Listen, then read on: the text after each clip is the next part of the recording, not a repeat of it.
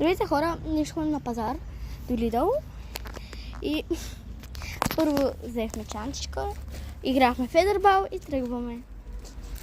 Хора, движението... Трябваше да ни покажем как играем федербал. Много сме добри. Добре. Малко е толкова. Сме зле.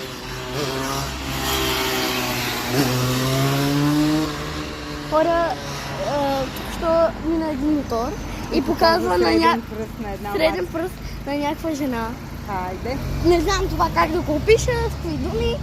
Тръгваме към Lidl. Айде, ще се видим направо в Lidl. Или ако работи на място. Чак, хора, вече сме пред Lidl и влизаме в Lidl.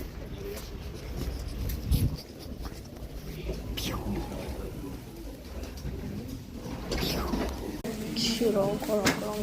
Опа. Един хубав кетчуп. Хора, ще пробваме суши. Златна риба. И сладолед. Една стимова пица и една нормална пица. Хора, ще предположим колко ще е сметка. Според теб, мамо, колко ще е сметката? Според мен ще е 50 лева. И аз. Не, трябва нещо друго.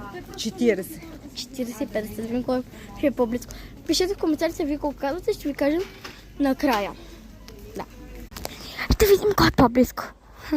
Дано вие да спечелите. Не знам. Хора, излизаме от магазина и аз познах, защото сметката е 53 лева и колко стотинки? И 87 стотинки и Хриси я спечели. Така че имаме кутия с 4 сладоледа. От 4 се падат 3 сладоледа за нея, един за мен. Супер! И хора, прибираме се с две турби. С суши, ще ядем суши. Ако искате, мога в това видео да добавя и яденето на суши. Ще го добавя, да го пробваме. Ще го добавим, да. Да. Ще пробваме сушито от Lidl. Да, да видим дали е Ще само. ви кажем нашето мнение за него. Да, айде. Здравейте хора, сега тук вече сме. Така че остави не искаш, но може от това. Това не е лошо. Добре. Не се притеснявай, това е като туршийка. Ще пробвам това. Така. Ще го топна и ще го пробвам. Да, папка. Как е? 10 от 10?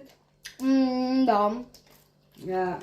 Клечки ще пробваш ли? Пробвай това е като тяхна туршийка. Чакай, айде, имаш си Добре, клечки. хора, абонирайте за канала, лайкнете това видео и пишете ако искате още видео. Чао! Кажи чао веднага. Чао!